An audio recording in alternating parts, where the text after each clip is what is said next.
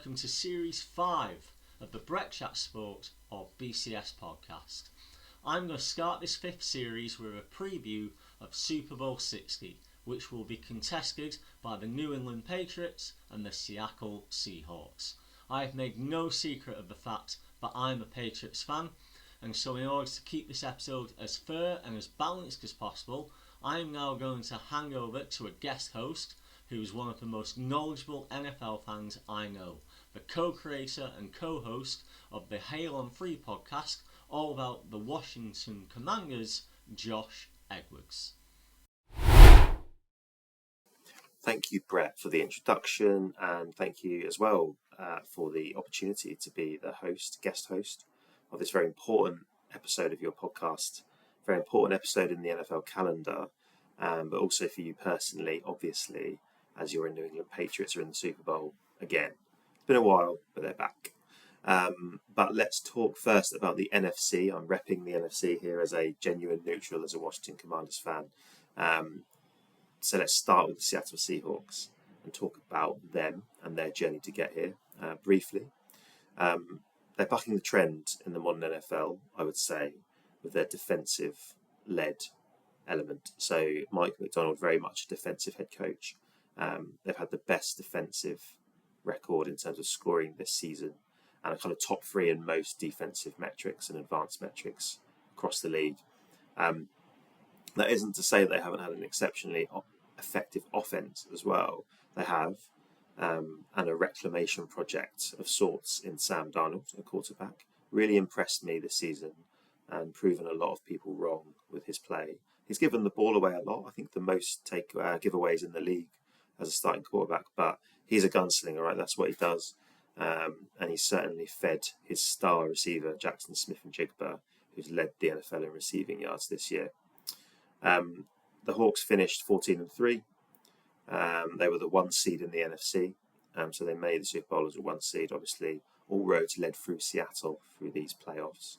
And they beat 2 divisional rivals in the playoffs. The Niners, they demolished 41-6 in the divisional round.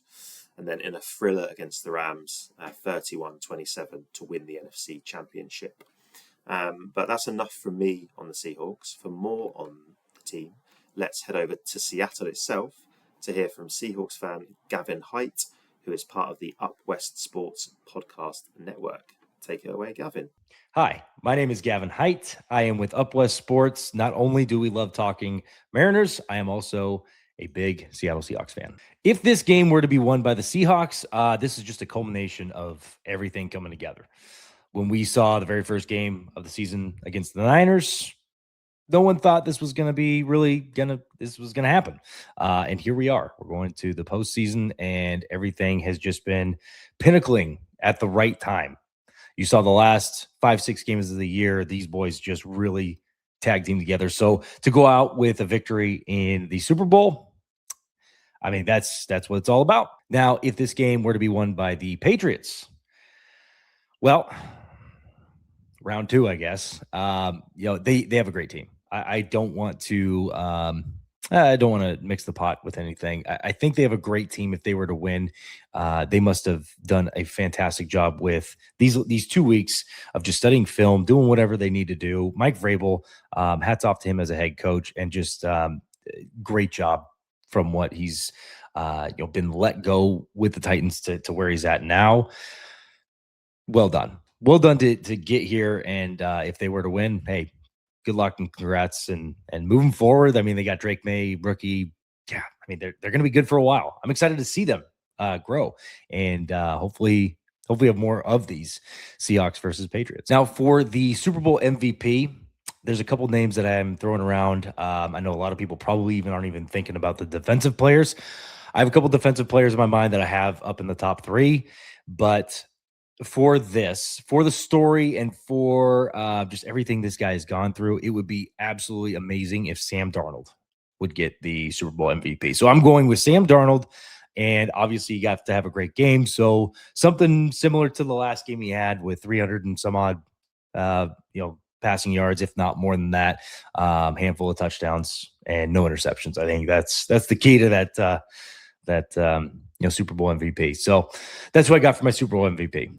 Okay, it's time to talk about the AFC contenders, the New England Patriots, Brett's New England Patriots, who are back in the big game after a hiatus since the end of the Belichick and Brady era.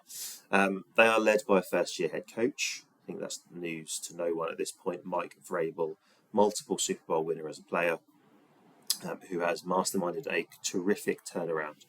The Pats were 4-13 in each of the last 2 seasons before this year, and they ended this year flipping the script at 14-3. They ended up the 2 seed in the AFC behind the Broncos, and they are led, I wouldn't say by either side of the ball. I think they play complementary football. They have a solid defense. They're led by the de facto DC Zach Kerr, in the absence of Terrell Williams, who's been away from the team for much of the year. And they play very solid defense. They are similar to Patriots teams of old in that regard. Hard-nosed football, get after the quarterback, balanced, and particularly good at home in that environment. But on offense, equally, they have been really, really impressive. Drake Maye in his second year, out of that excellent quarterback class, along with Jaden Daniels, Caleb Williams, etc. He's played really, really well. He's a genuine MVP candidate. We can have a debate as to whether it's him or Matt Stafford. I'll probably lean Stafford, but I think what Maye's done has been really, really good. Josh McDaniels has been the OC for Maye. McDaniels in his 3rd stint in New England.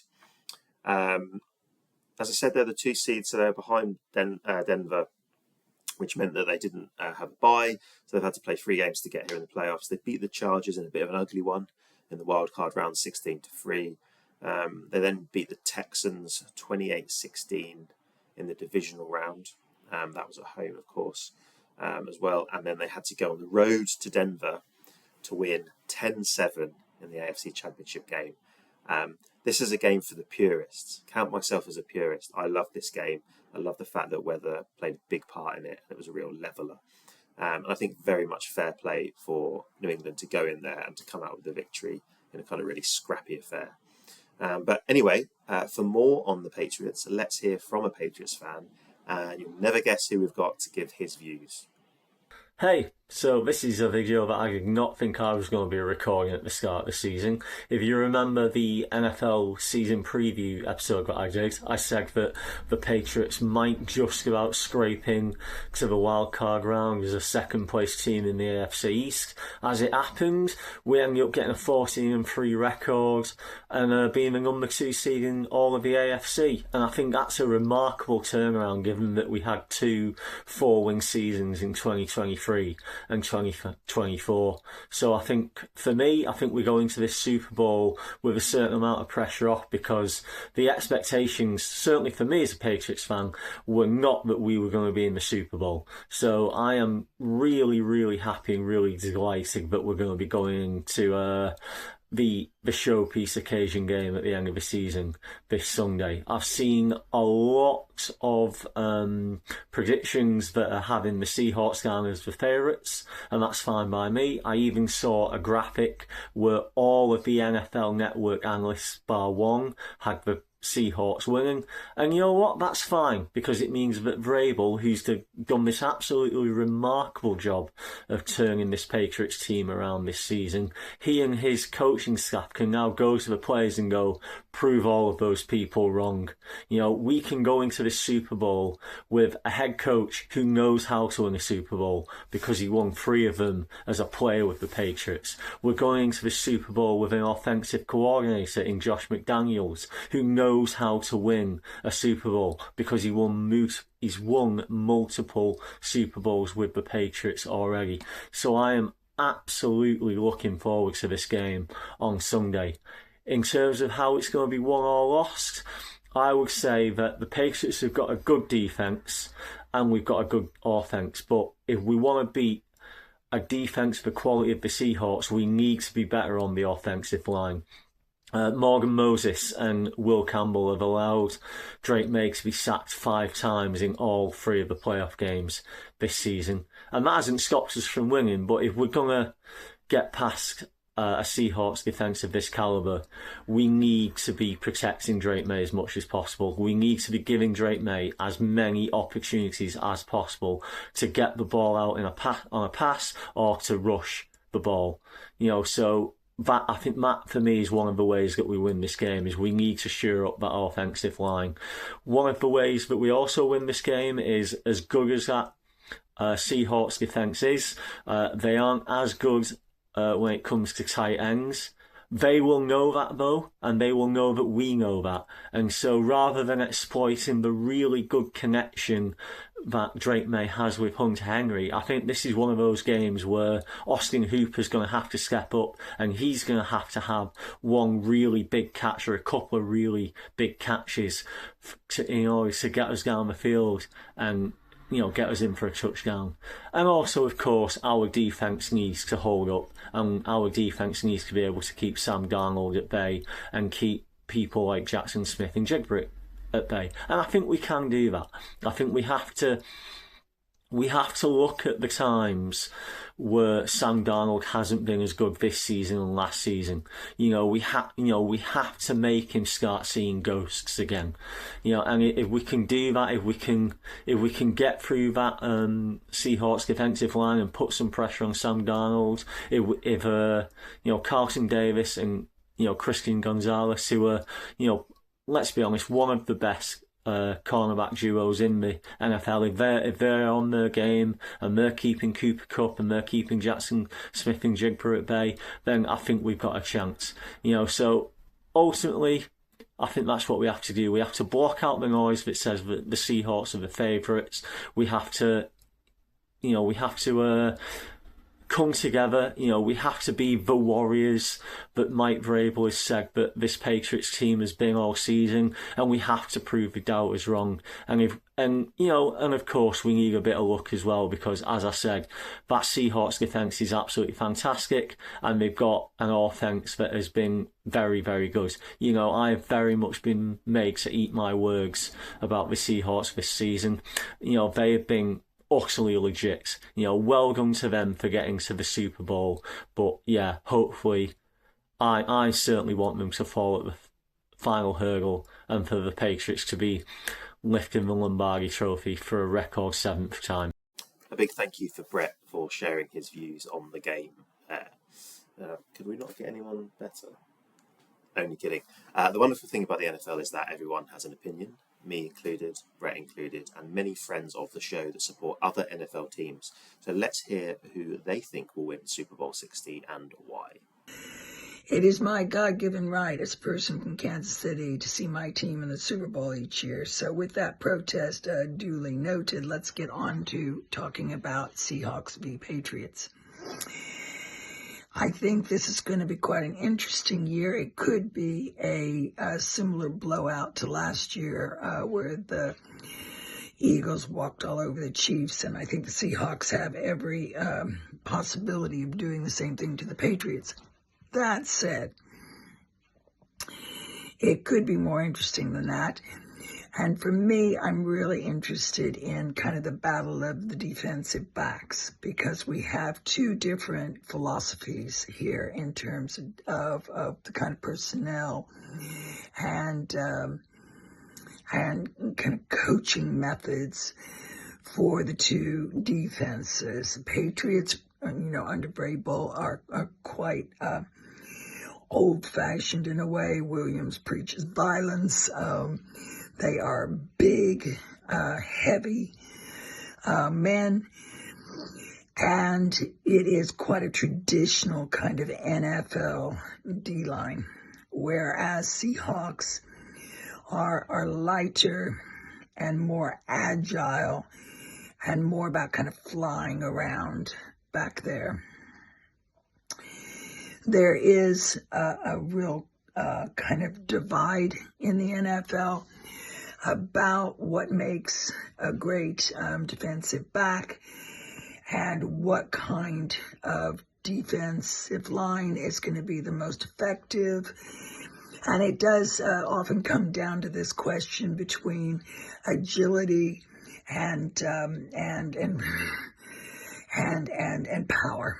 And power or violence, if you want to call it violence. Why not? Let's just call it violence. That's what it is. So I'm going to be looking, of course, at the QBs, and, they both can dime. and there might be some astonishing plays. But I'm also just really interested in seeing those two different philosophies on the defense clash together and just have a look at what happens between the two teams. I think for me, that's going to be the most exciting part of the game. And there won't be anything else exciting because the Chiefs are not playing. This is Shane Jones. I'm in Nashville, Tennessee. I'm a huge Tennessee Titans fan. I appreciate you giving me the opportunity to jump on here and let you know my opinion about the Super Bowl. Honestly, I think the Seahawks are going to win. It's a tough pick. I think it's going to be a great game, but I can't, as a Titans fan, as much as I love Mike Vrabel, I just can't pull for him to win in the Super Bowl. I think you can understand why. Like I said, I love the guy. It's just not in my heart to pull for him to win the Super Bowl so soon. Maybe in a couple years I'll change my mind, but not quite there yet. I think Kenneth Walker will be the MVP of the Super Bowl. I think he'll be able to do what he wants to do on the ground. The guy is very, very talented, super quick back, very, very good vision.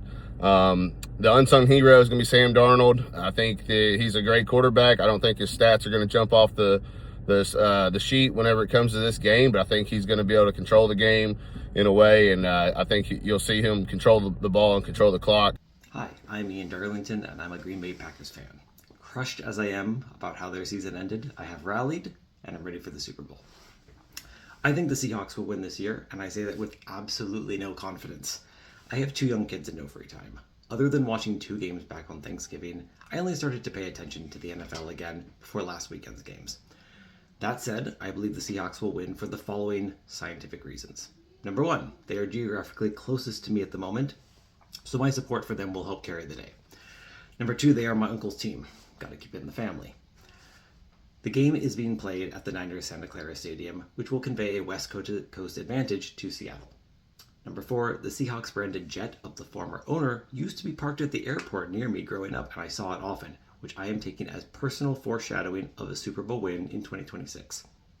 Number 5, they lost the Super Bowl to the Pats a decade ago, so I think they want it more. And number 6, maybe the most important, I'm tired of seeing the Patriots in the Super Bowl and would like to see them lose. Hello, my name is Brett and I am a Buffalo Bills fan, and my prediction for Super Bowl 60 is that the Seattle Seahawks are going to win their 2nd Super Bowl title in franchise history. Now, this is a pick I am making with both my heart and my head. If I start with my heart, as a Buffalo Bills fan, I am incredibly disappointed to see the Patriots in the Super Bowl. They are my least favorite team in the NFL, and there's no way I'm going to pick them to win the Super Bowl. So my hope is that they absolutely get just smashed by the Seahawks. But if I think with my head, the truth is, as much as I hate to say it, New England is a pretty good team, and I think they're going to be able to keep it pretty close. But even thinking through with my head, I do still think that the Seahawks are going to be the team that ultimately prevails. And for me, it really just comes down to the competition that these teams have faced and how good they've looked all year. Hello, Brett Chat Sports listeners. I'm Freddie Lawkeen, and I think the Seahawks are going to win the Super Bowl. I thought whoever won that regular season matchup between the Seahawks and the Rams would win the West and get the 1st seed. And then I thought whoever won the conference championship between the Rams and the Seahawks would win the Super Bowl. And I'm going to stick with that. And I think the Seahawks beat the Rams in a thrilling game. And I think the Seahawks are going to win the Super Bowl. I think Drake Maye will take the ball in himself for 1 touchdown. I think Jackson Smith-Njigba gets 1 touchdown.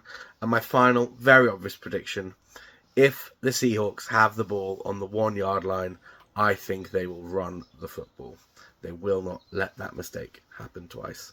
Thank you very much and enjoy the game. Well, we've come to the portion of the show where I think Brett will most regret asking me to be the guest host, which is where I give my opinion on Super Bowl 60. And from that lead in there, I'm sure you have gathered that I do think that Seattle will win this game. I think that Vrabel will have some tricks up his sleeve, and I think his Super Bowl experience as a player will be valuable for the Patriots.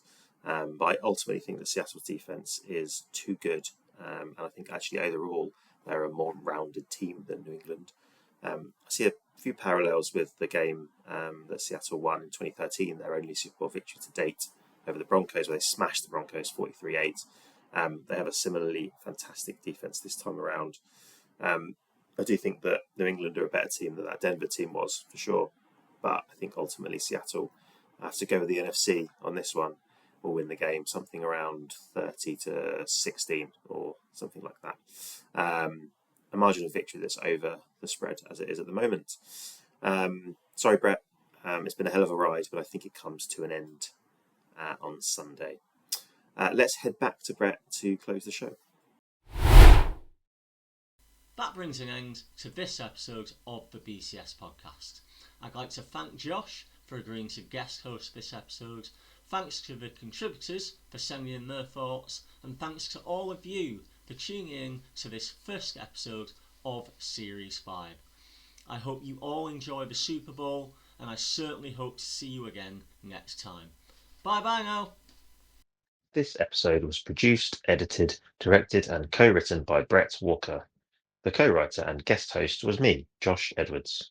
Thank you to Boban Apostolov and Pixabay for the use of the music and sound effects in this episode. This episode features contributions from Ian Darlington, Brett Griffin, Gavin Hite, Shane Jones, Freddie Lawkeen, Dr. Mimi Febo, and me, Brett Walker.